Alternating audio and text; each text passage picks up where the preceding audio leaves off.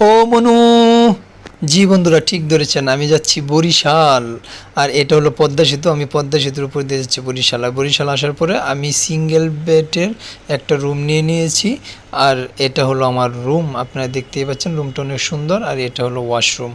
So ওয়াশরুমে fresh ট্রেশ হয়ে তারপর খাবারের পালা, রাত্রের ডিনারে। বরিশাল আসবো, ইলিশ খাবো না তা কি কখনো হয়? সেই জন্য আমি নিয়ে নিলাম ইলিশ আর চিংড়ি, এই দুটোই আমার অনেক ফেভারিট। তারপরে সকালে ঘুম থেকে উঠে ফ্রেশ হয়ে চলে গেলাম রেস্টুরেন্টে।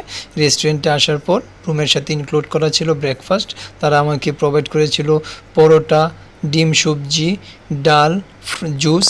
তারপর দুপুরে বেরিয়ে পড়লাম একটু বরিশাল শহরটা ঘোরার উদ্দেশ্যে। তারপর আমরা ঘুরলাম প্ল্যানেট পার্ক, বিবির পুকুর পার্ক, আর বরিশালের আনাচে কানাচে, মানে টুকটাক রাস্তাঘাটগুলো দেখলাম। তো বরিশালের রাস্তাঘাটগুলো আমি অনেক ভালো লেগেছে আমার। রাস্তাঘাটগুলো সত্যি অনেক সুন্দর, পরিষ্কার পরিচ্ছন্ন, আপনার ভিডিওতে দেখতে পাচ্ছেন। সো আমার ভিডিওটা কেমন লাগলো